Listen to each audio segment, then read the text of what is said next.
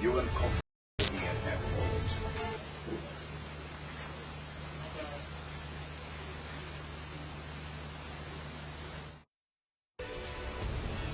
And a very good afternoon to you. Welcome to the news on First TV on your first television, and it's live from our studios here in Accra. We're also live across the country on some selected platforms. My name is Alfred Conce. Now to our first story this afternoon, where the head of cardiology unit at the National Cardiothoracic Center, the Kolebu Teaching Hospital, Dr. Abdul Samad Tanko, has made a passionate appeal to the National Ambulance Service to visit various communities to give them the necessary training on how to save a cardiac arrest patient. He said, due to the lack of attention given to proper health care, lots of people are dying of cardiac arrest. Dr. Tanko said this in an exclusive interview when we visited the theaters of the National Cardiothoracic Center. The most common cause of cardiac arrest is a life-threatening abnormal heart rhythm called ventricular fibrillation. Ventricular fibrillation occurs when the electrical activity of the heart becomes so chaotic that the heart stops pumping and quivers or fibrillates instead. Every individual needs to avoid stress because this is the major cause of cardiac arrest, according to medical research. One of the painful causes of death, which leaves a lot of hearts broken, is sudden cardiac arrest. In an exclusive interview with First Digital News, the head of the cardiology unit at the National Cardiothoracic Center of the Kolebu Teaching Hospital, Dr. Abdul Samad Tanko, threw more light on what is normally referred to as cardiac arrest. It's not only muscles that are in there are nerves within the heart that constitute the electrical system of the heart, and they determine by virtue of their whether they are normal or not, whether the fellow can be in cardiac arrest or not. This electrical system of the heart are those that are responsible for the rate of the heart, the rhythm of the heart. That is where the heart can go slow, can beat fast, or can beat in a way that is not synchronic, or that is not what you call it, normal. So when you have such scenarios, and you understand that anything that will affect this electrical system can lead the fellow to have cardiac arrest. And one major cause, one most important thing is what we call the vessels that send blood to the heart. As a result, when the fellow can easily, when these vessels are blocked, the patient can suffer a heart attack. And that is where we need to differentiate between a heart attack and cardiac arrest. We have patients who have all manner of cardiac disease and heart diseases, from dilated hearts to hearts that are thickened because of blood pressure, to hearts that have been big because of infection. Some infections can lead to dilated heart and putting the heart at risk of these chaotic rhythms leading to sudden cardiac arrest.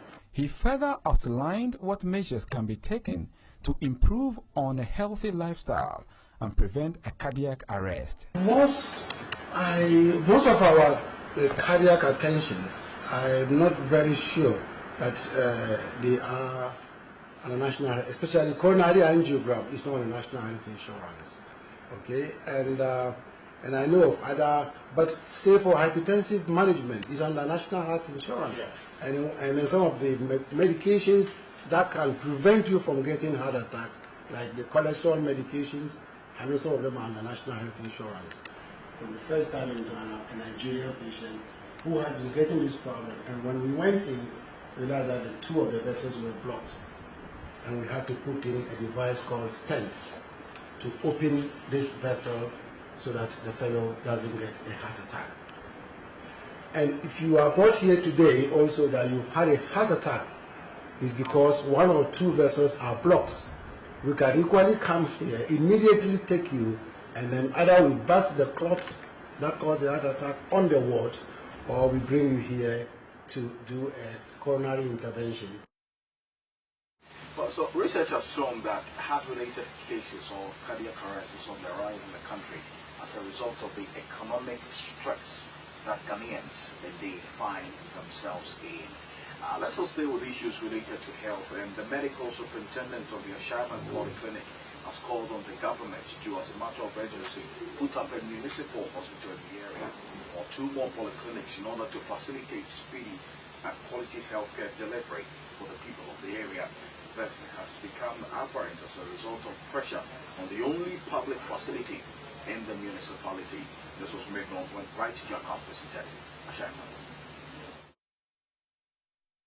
The Ashaiman Health Center was upgraded to a polyclinic status in 2008 due to ever-increasing population of the area. According to a research carried out by the University of Ghana, there are approximately 25 people arriving at Ashaiman every week, with population of the area hovering around a little over 2 million.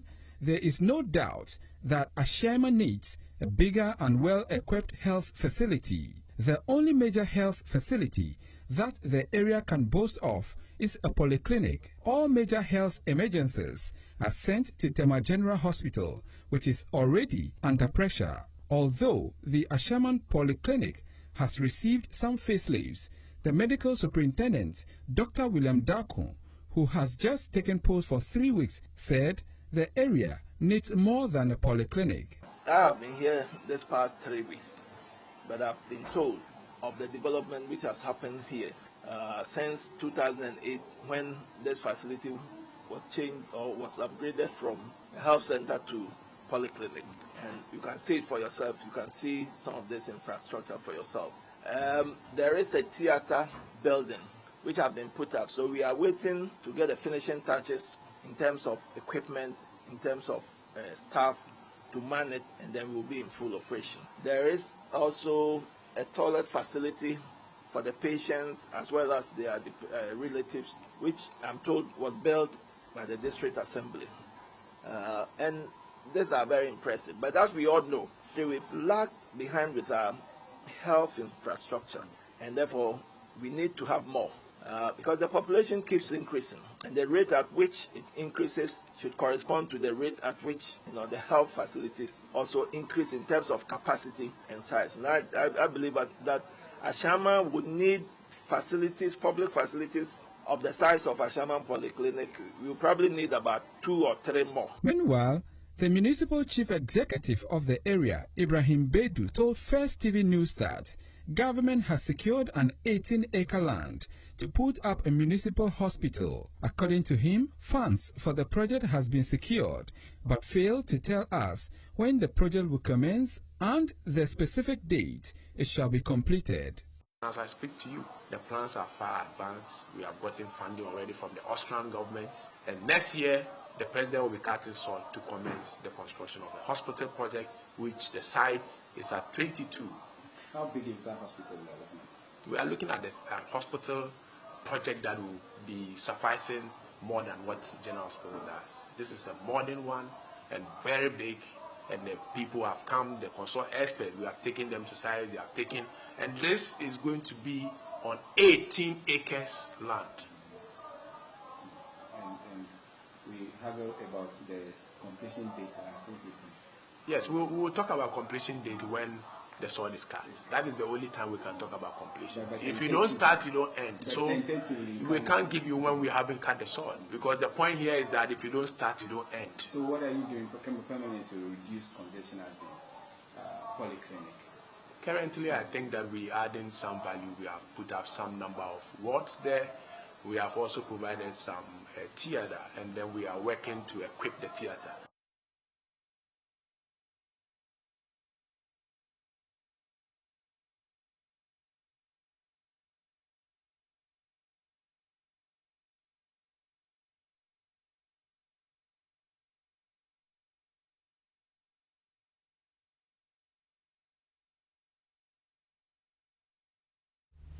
So that is the situation with respect to healthcare delivery in Ashaiman municipality. Let's still stay a bit further with issues of development, but away from health.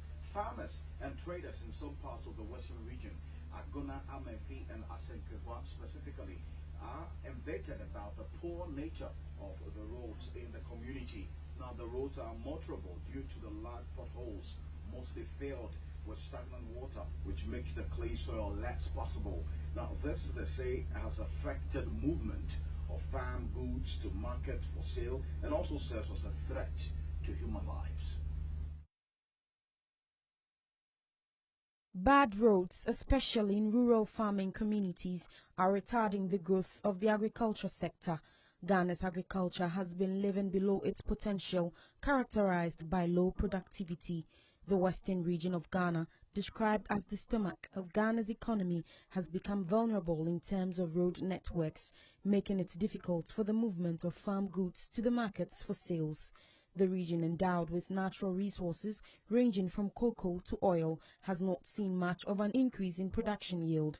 Unfortunately, the deplorable nature of the roads in the region is a major contributory factor. During the news team's visit through Asankragua Sa Road, an ambulance conveying a sickle cell patient was stuck in the middle of the road due to the poor state of the roads in the area.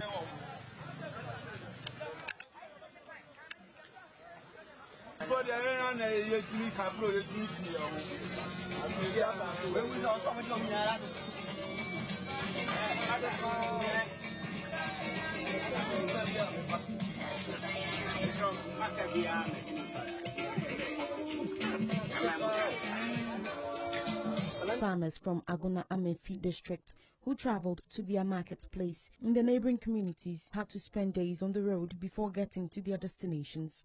Farm produce could not be transported to the various markets for sale, causing huge losses. In an exclusive interview, farmers and residents bore their frustrations to the First Digital News team and called on government to save the situation. For a very long time now, they say it's me it's me come on call left you call right you government workers will be it's me as ambulance back Gary for them yes and this year Gary for them carry for another car and some of natural so and the same ambulance back are returning we are leading to the government. You ever will be the why? That's why. Hard can see a fire hand. The summer when I'm Sangable mine. No food. And I see about the self. We are the finance. The command of Faber be a free of Lord Madas. And then the position and then the Eba Fija Crew. I will be on my country in the quality of bed now to be the other finance. And the Abana where the idea, the Abba United are because we call through on my banner. You could command it again for the Shapiro United, Alaquadam. The Sabans on Lam, why yes, Adia, the Shadia, the industry. The Hardy Baby Ghana Sikadra, Krumha, was already had it free. And so, yet the whole Ghana, I had no Yapine, over Babia Wootimiko. Who I wouldn't because you see already at a church. When Nima wouldn't mean what you wouldn't mean, I just a cap, you fear about this or you need to go on half what the father or never. Now, why did you say, I see a car at Chico Quay, go quiet this Cabragana fool. The second car have a cat to Mama, a Pontifonaka, and the Debbie Equino, Opiaco, Samuel, and Jacarina, a two. Just Rabana, on Canoma, was already Japan, on Yama, as I said, I won't today. Ghana Sikadina had a free, as the end of hotel had a free.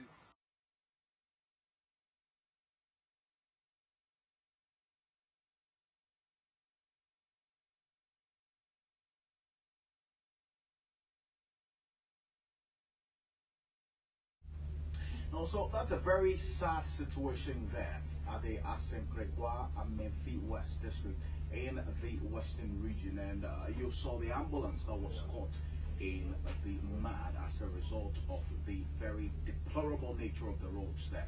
As we highlighted the situation, we're going to try to get through to the Ministry of Roads and Highways to get some responses to this very dangerous situation over there. But away from that, the Eastern Region Multi-Sectoral Committee on Children has expressed concern about the high rate of teenage pregnancies recorded in the region last year. Now, the committee has therefore called on the district assemblies to enforce the bylaws on education, parental neglect, and responsibilities to halt the trend. According to statistics obtained from the Ghana Education Service by the Ghana News Agency, a total of 13,520 students between the ages of 12 and 15 got pregnant last year. Then Sawam Edwedri district recorded the highest of 935 pregnant girls, representing 19% out of the total girls enrollment of 4,771 in the district. It was followed by Brim Central, 797 pregnant girls out of 9,153 girls enrollment. Achimansan district, 441 pregnant girls out of 5,659. Ayensuano district, 431 pregnant girls out of 3,888. Ekwapim North district, 535 pregnancies out of 7,772. And Esojamine district, 436 pregnant girls out of 6,067 girls enrolled in schools. Others are Etiwa district, 678 teenage pregnancies out of 6,237 girls enrollment. Brim North district, 571 pregnancies out of 4,418 girls enrollment. Brim South district, 431 pregnancies out of 7,114 girls enrollment. Fantiakwa district, 478 pregnancies out of 6,131 girls enrollment. Dechembour district, 326 pregnancies out of 5,440 girls enrollment. And Kwebibrim district, 692 pregnancies out of 6,874 girls enrollment. The Kwewu East district recorded 519 pregnancies out of 4,093 girls enrollment. East Achim Municipal, 590 pregnancies out of 9,612 girls enrollment. Kwewu Afram Plains North District, 439 pregnancies out of 5,136 girls enrollment. Kwewu South District, 463 pregnancies out of 4,150 girls enrollment. Kwewu West Municipal, 724 pregnancies out of 5,517 girls enrollment. And New Joben Municipal, 615 pregnancies out of 9,960 girls enrollment. Okay, so that's a very dangerous situation. But let's just deal with issues of education. But still now going to the Western region, where a community school at Sache in the Western region has been forced to close down due to the lack of teachers in the school. The fate of several pupils hang in the balance as the only school in the community, as a cocoa growing community, is closed down. The children there are left with no choice than to loiter around or play with their friends during school hours. The school is from crèche level to primary 3. Those in primary 4 to 6 have to take a 30-minute journey each day to go to their nearest school at Atobiase. Parents in the community say even though they are interested in educating their children, they are incapable of salvaging the situation. They express worry over the future of their children as they continue to stay at home, but they said their only hope is government, and that until the needed help is provided, there is very little they can do.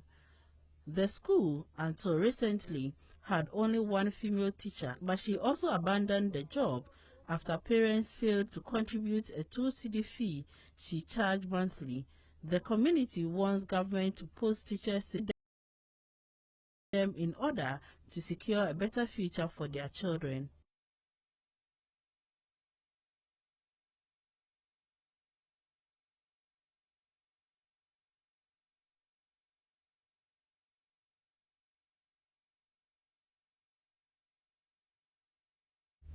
Okay, so let's shift from education now into the agricultural sector.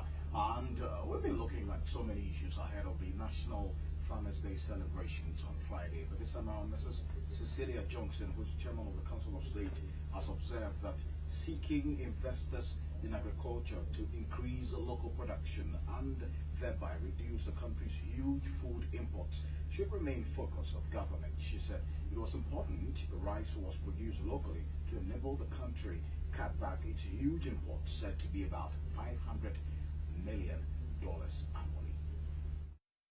Mrs. Johnson made the observation when she led of the 25-member council on a familiarization tour of major agricultural plantations along the Lower Volta Basin in the Volta region. Farms visited were the 1,100-hectare, $30 million Brazil Agro-Business Group Limited farm, which now has 500 hectares planted, as well as Gatco farms, both rice plantations in the South Tongue district. Others were 1,716 hectares Musa Hamat Farms, an American investment currently planted, with 240 hectares of banana, and Pare Volta Limited rice farms, both at Aveime in the North Tongue district. Major obstacles cited by managers of the companies included land acquisition difficulties, lack of equipment and parts, appropriate seeds, lack of professional hands, and non-availability of chemicals. She said, as a major government advisor, the council's visit was to acquaint itself with progress and challenges of the investments to enable its appropriately prompt government. Mrs. Johnson said members of the Council of State on the trip had been impressed about the farms and taken note of their difficulties. She admitted the controversial Aveime PVL rice farms, established with 30% government share, 30% GCB Bank, and 30% American share, needed capital injection, obsolete recruitment, and young and professional hands to remain buoyant.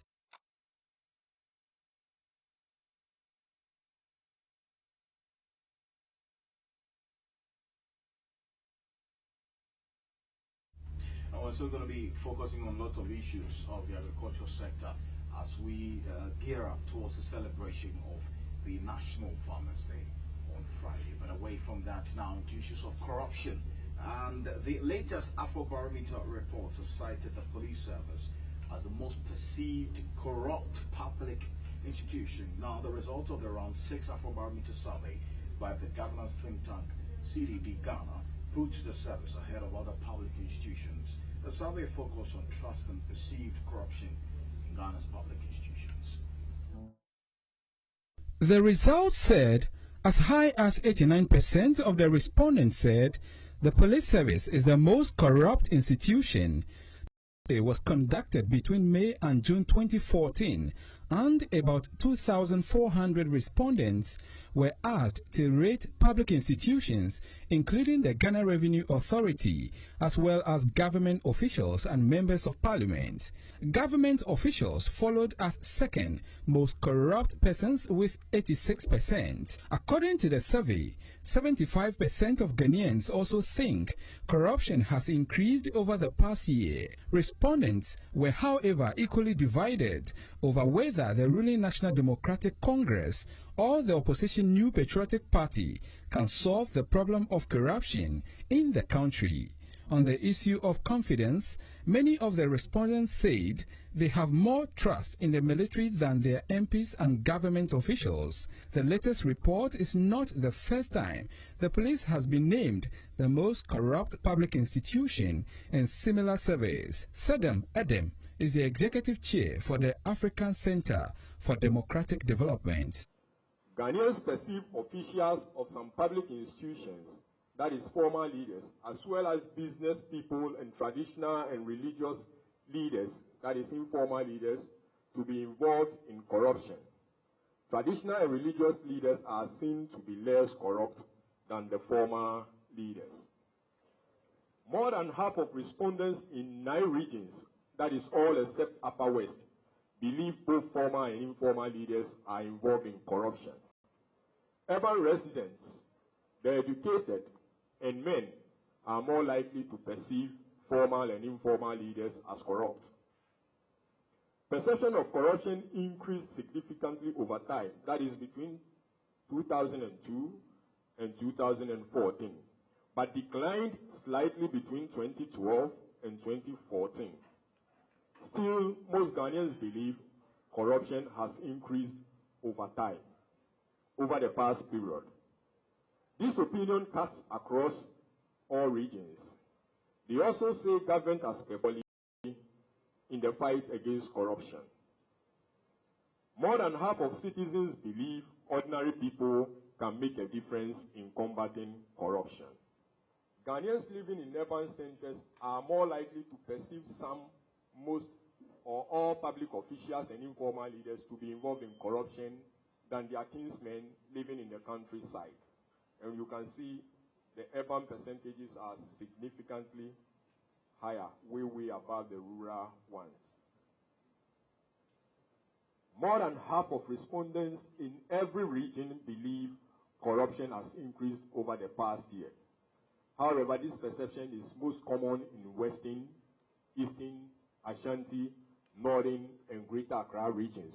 So even across the 10 regions, we had more than half of those who responded to our survey saying corruption has increased over the past year.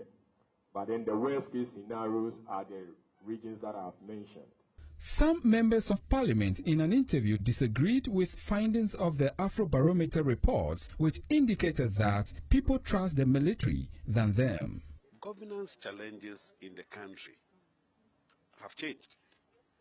Today, people are more interested in accountability, in transparency, in curbing the excesses of government, and that is why we're having all these developments. I think by themselves, they are very good, and we should be able to work on them to arrest the problems that we have with regard to trust in the government, the trust in the political, in the democratic institutions that we have.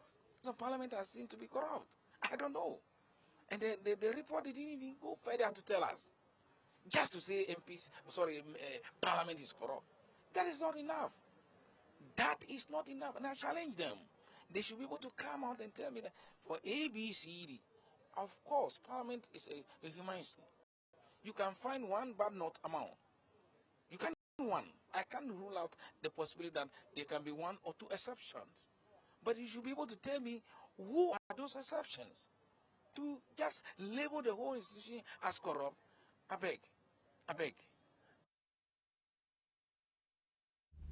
Well, so the MPs don't agree that they are corrupt, but we are going to be hitting the streets and speak to you out there, the ordinary Ghanaian, to find out your thoughts on this particular Afrobarometer survey. There's going to be a lot of analysis of the various aspects of this particular survey that has been released by the Center for Democratic Development Ghana, CDD. But away from that, the Comptroller and Accountant General Department is expected to commence the payment of all civil servants by a biometric e-switch platform in 2015. This follows an ongoing pilot program to gradually ensure public sector workers are paid via the e-switch payment system. The rollout plan was initially to start with the Finance Department of the Comptroller and Accountant General's Department, then to all staff members in Accra, but the department is currently closely monitoring how effective the payment of the 77,000 National Service personnel would be using the platform in the first 2 months of 2015. The new payment system is expected to help rid the payroll of fraud at the point of payment or ghost names. After a rigorous process to remove the ghost names from government payroll, the public sector wage bill has reduced from 70% of government's revenue to 57% in 2015. The Chief Executive Officer of the Ghana Interbank Payments and Settlement System, GIPS, Achihesi, said Comptroller indicated strongly if National Service is able to take off after 2 or 3 months, what we would have proven is that we can go nationwide straight away.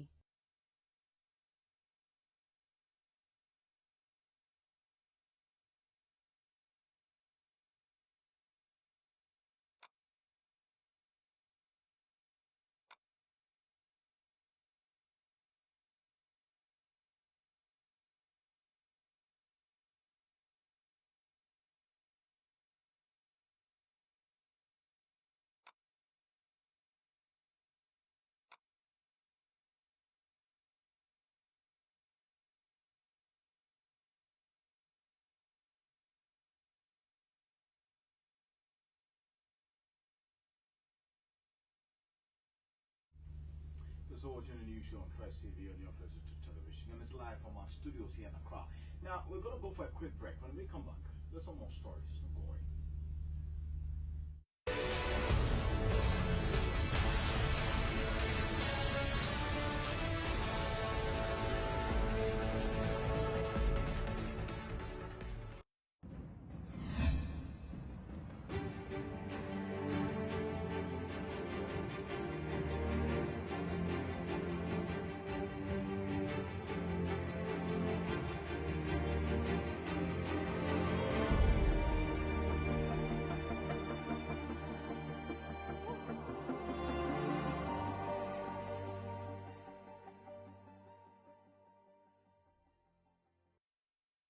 Looking for a venue for your wedding reception, conferences and retreats, outside catering, recreation? Look no further than Coconut Grove Beach Resort Hotel, located in Elmina. Coconut Grove Hotels, memories worth repeating.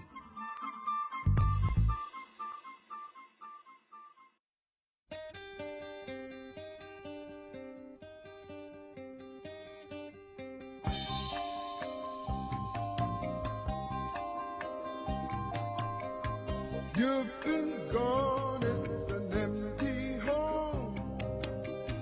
Come on back where you really belong.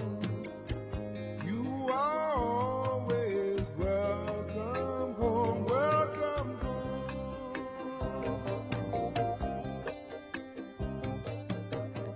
You've been kept down for much too long.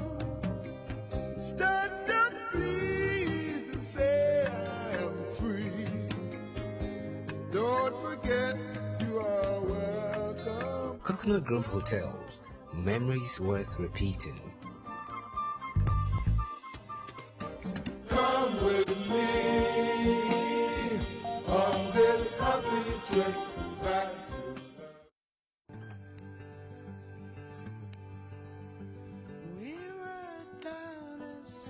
This is Nane Foa. She's thinking about how to cover her university education in the future. Mr. Sari is so confused about how to list his company on the Ghana Stock Exchange. Atta is a organizer and is wondering how to expand his business someday. Do you want to buy shares on the Ghana Stock Exchange? Or probably sell your shares? Are you interested in investing in treasury bills? Have you been thinking about listing your company on the Ghana Stock Exchange? Talk to GN Investment today. You can reach GN Investment on 030-97. This is Nane Foa. She's thinking about how to cover her university education in the future. Mr. Sari is so confused about how to list his company on the Ghana Stock Exchange. Atta is an organizer and is wondering how to expand his business someday. Do you want to buy shares on the Ghana Stock Exchange? Or probably sell your shares? Are you interested in investing in treasury bills? Have you been thinking about listing your company on the Ghana Stock Exchange? Talk to GN Investment today. You can reach GN Investment on 030-9788-3809. Effort's parents learned from GN Investment how they can invest money to pay for her university tuition. GN Investment helps Mr. Sari with market research, company valuation, and how to list his company on the Ghana Stock Exchange. GN Investments visits Atta and advises him on how to grow his small business. At GN Investment, we proudly say that we invest with discipline.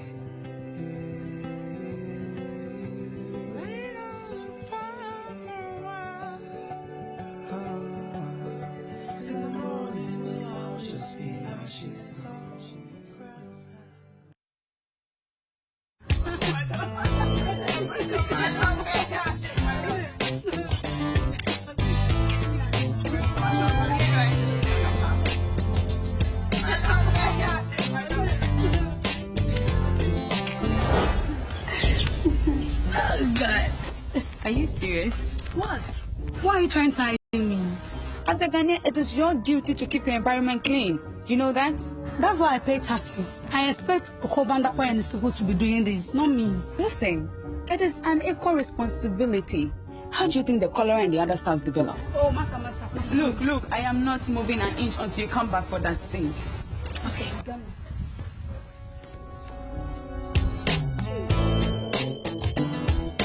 Let us be each other's keeper and keep our city and our nation clean for a healthier Ghana. This message is by kind courtesy of the Ministry of Local Government and Rural Development and supported by the Ghana Independent Broadcasters Association.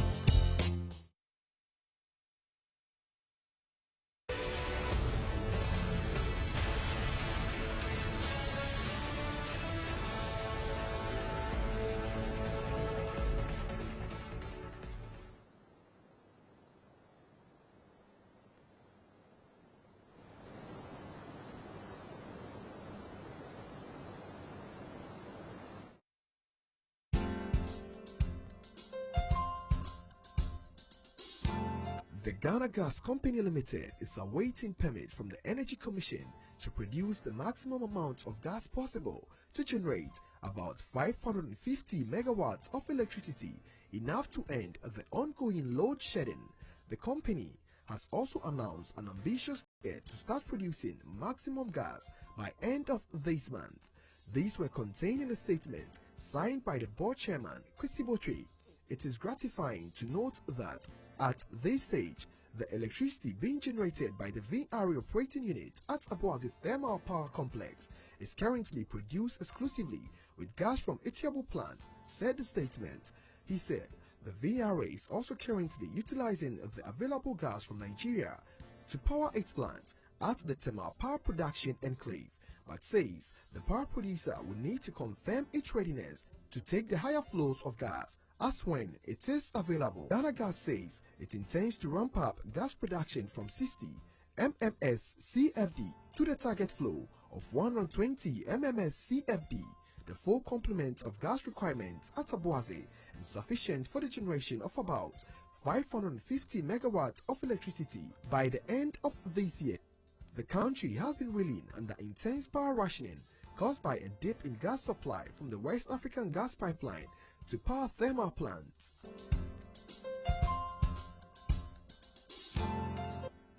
Ghana has asked Qatar Petroleum International (QPI) to explore the opportunity of investing in liquefied natural gas (LNG) in Ghana. President John Dramani Mahama said at a meeting with the Chief Executive Officer of the QPI, Mr. Nasir Jaida, in Doha, Qatar yesterday, that such an investment will be a win-win affair for both countries. The president, who is on a 3-day state visit to Qatar, said energy supply through LNG could help generate affordable electricity for bauxite mining and refinery, as well as a smelter in Ghana. Present at the meeting were the chief executive officers of the Volta River Authority (VRA), the Ghana Great Company (GRIDCO), and the Ghana Investment Promotion Center (GIPC), Mr. Ke Kofi, Mr. William Amuna, and Ms. Mawena Trevor, respectively. The QPI is a giant Qatari state-owned enterprise. President Mahama said Ghana had an immediate interest in partnering QPI to get an integrated aluminium complex, considering the huge deposit of bauxite and an existing smelter in the country. He said the energy landscape in Ghana was very attractive and conducive for pursuing an integrated approach to execution.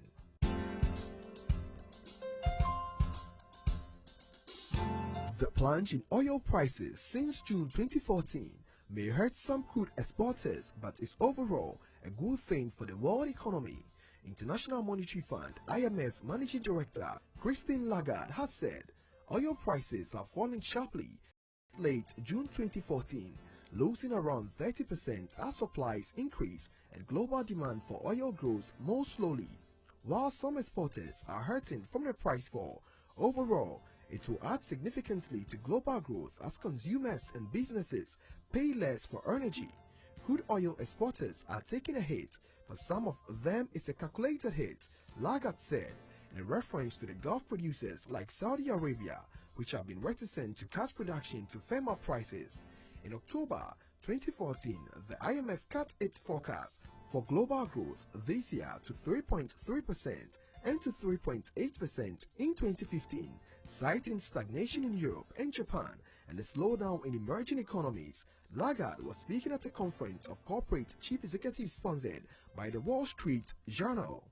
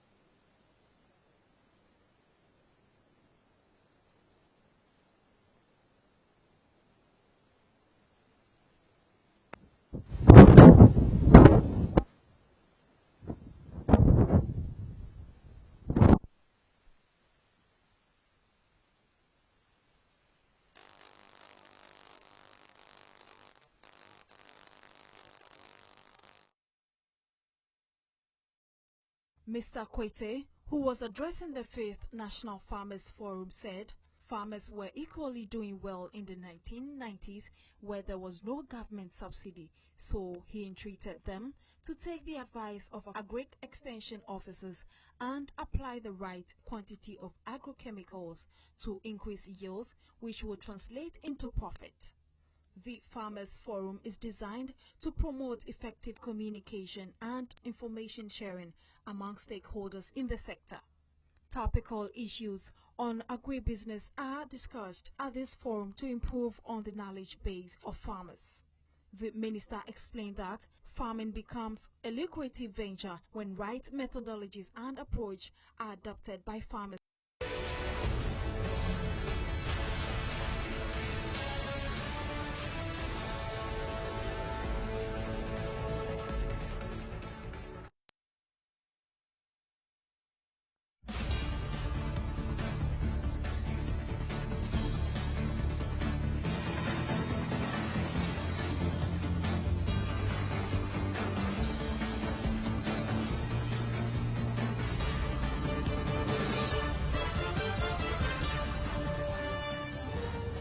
Good afternoon to you. Welcome to the sports segment of the news from the studios of Sports 24 with me, Akosi Amwa. On to our first story this afternoon. The continent's focus is fixed on the draw for the 2015 African Cup of Nations in Equatorial Guinea on Wednesday evening, with Ghana waiting for news on which they will face in next year's competition. All qualified 16 teams for the 17th January to 8th February finals have been divided into 4 pots. So I would like to run you through the pots. And in pot 1 we have Equatorial Guinea, we have Ghana, Ivory Coast and Zambia. And in pot 2 we have Burkina Faso, Mali, Tunisia, Algeria. And in pot 3 we have Cape Verde, South Africa, Cameroon and Gabon. And in pot 4 we have Guinea, Senegal, DR Congo and Congo. Pot 1 includes the top seedings, and host Equatorial Guinea will be accorded the position A1. The first part of the draw will be to designate the groups for the other top seeds, Ghana, Ivory Coast and Zambia. The ball containing the names of the countries will be placed in a pot and index B1, C1, D1 in another pot.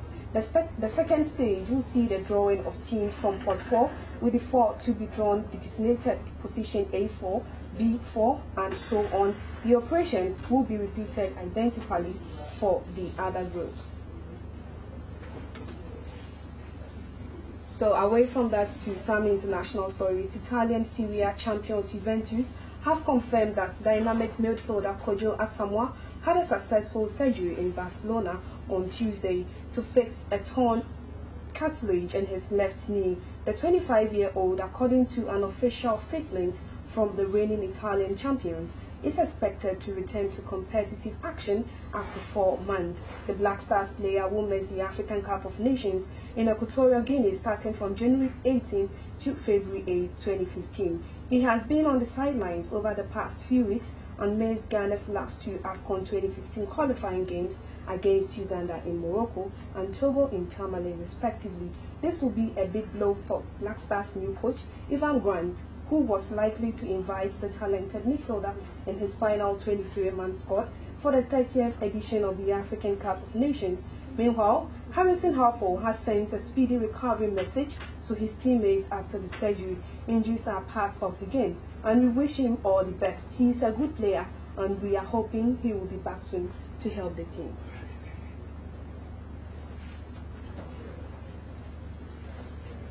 So that's it for sports this afternoon with me, Akosi Amwa, from the studios of Sports 24. We now go back into the studios of First TV as Alfred continues with the news. Please do stay.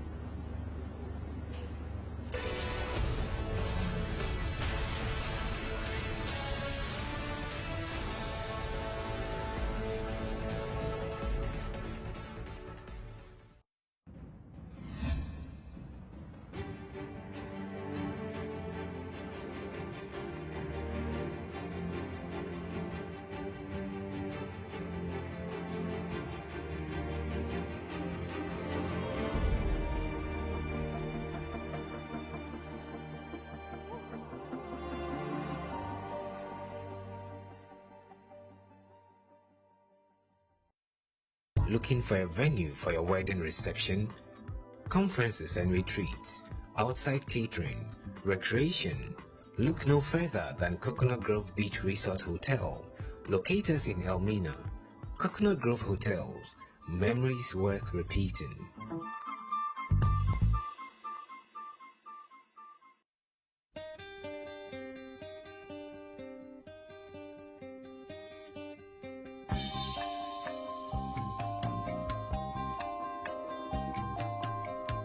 You've been gone, it's an empty home.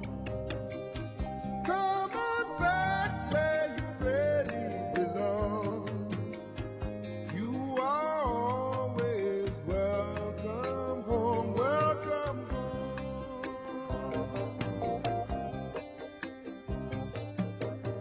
You've been kept down for much too long.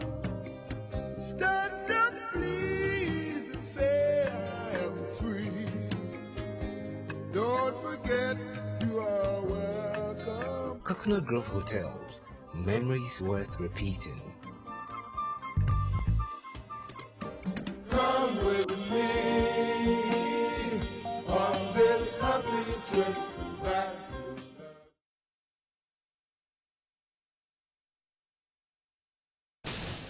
Like us on Facebook at First Digital TV. I love you, you love me, baby, I know it's true, sometimes it's crazy.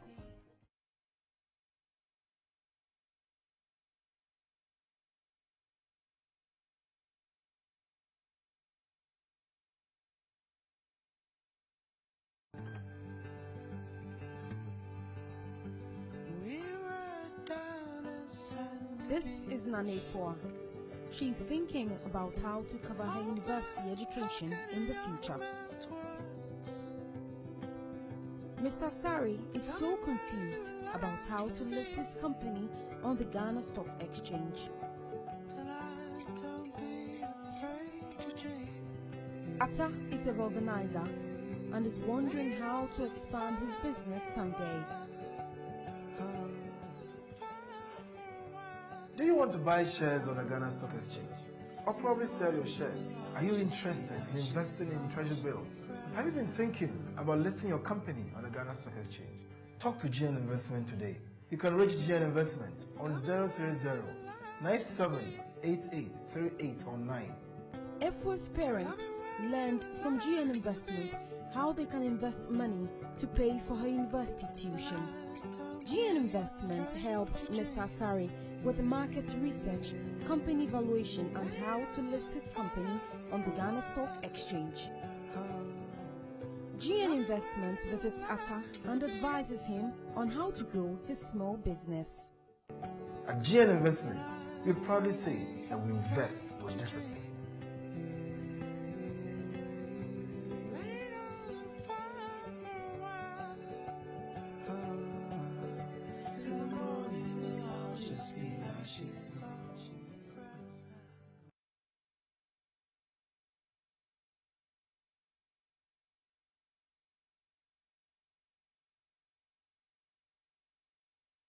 You can now pay your 20 Ghana Cedis First Digital subscription at your nearest GN Bank. Just walk in with your UN number, which you can find by pressing CAS on your remote. Please pay now to avoid disconnection. Call 0243 002222 for more information. First Digital, for the Ghanaian in you.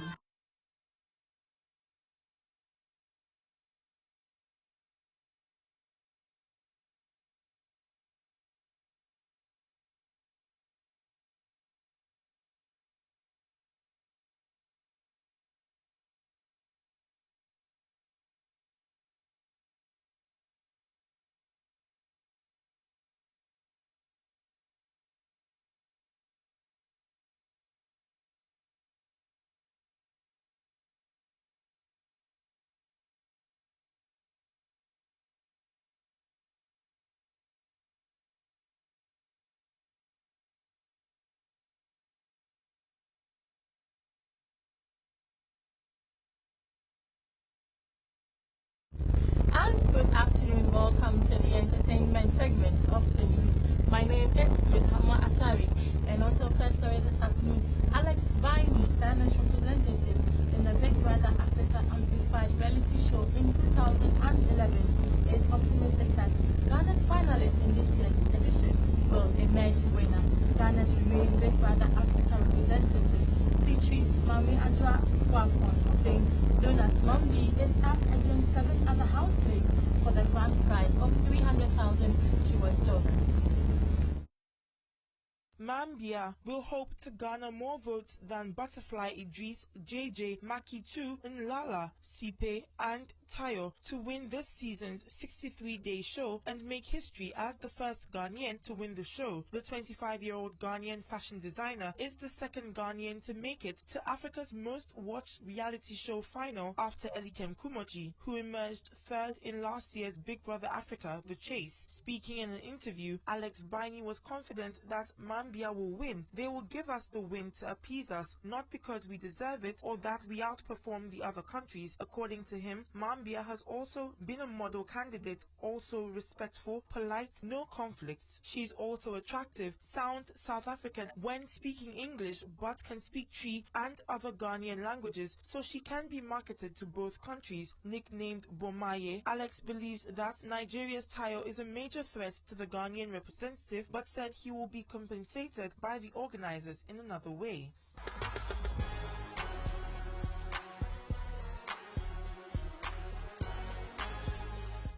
And again, we wish Mambi all the best, and every Ghanaian is praying for her so that come Sunday, she's going to bring back the grand prize of the $300,000 US as the winner of the Big Brother Hotspots Africa as this year's edition. Now, moving on, the case involving dancehall artist Charles Ni Ama Mensah Jr., known on stage as Chatawale, and events out with Chatterhouse has been adjourned to December 8th.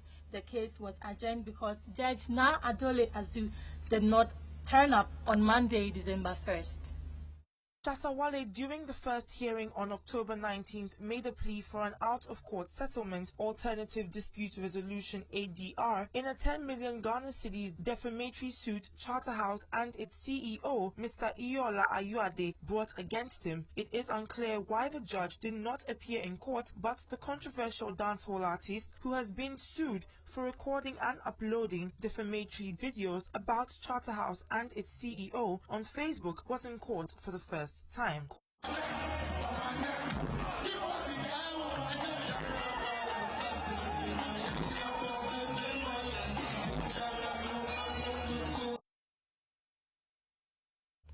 So this case keeps stretching and stretching and stretching. We hope both parties are able to come to a decision earlier and then the better. And that's all we have for entertainment this afternoon. My name is Grace Hamwa Asari. Alfredo Kanse is back with news from the international France. Please stay.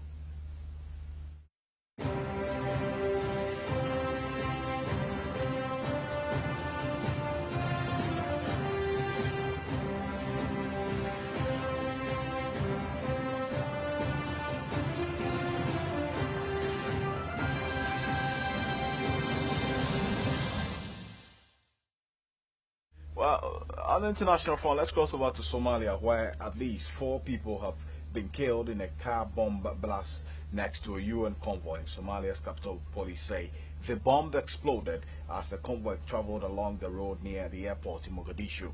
Police said a second blast targeted African Union troops about 25 kilometers, about 15 miles from the city, but details are sketchy. The BBC reporter says Al-Shabaab, linked to Al-Qaeda, has often carried out attacks in Somalia and neighboring Kenya. On Tuesday, it killed 36 quarry workers near the northern Kenyan town of Mandera. Well, that's it for the news this afternoon. It came to you live from our studios here in Accra. But before we go, let's take a recap of some of the news that made headlines this afternoon. In the headlines this afternoon, civil servants to be paid by biometric e-switch next year.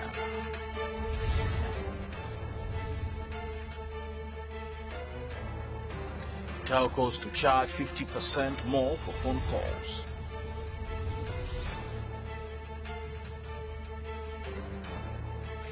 government to focus on increasing our agricultural output. And on the international front, Somalia car bomb targets UN convoy near airport.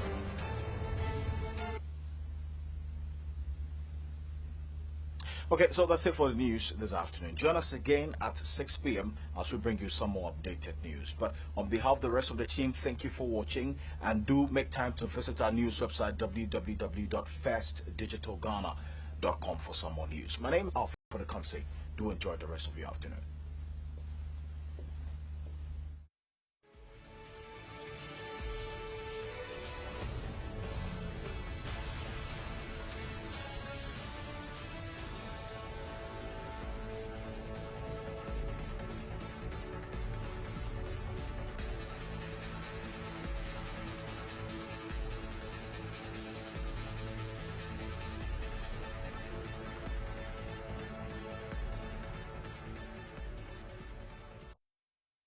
Looking for a venue for your wedding reception, conferences and retreats, outside catering, recreation? Look no further than Coconut Grove Beach Resort Hotel, located in Elmina.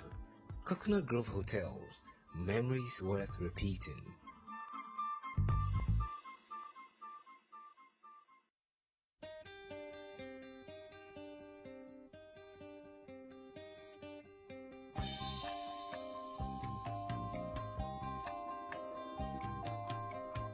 You've been gone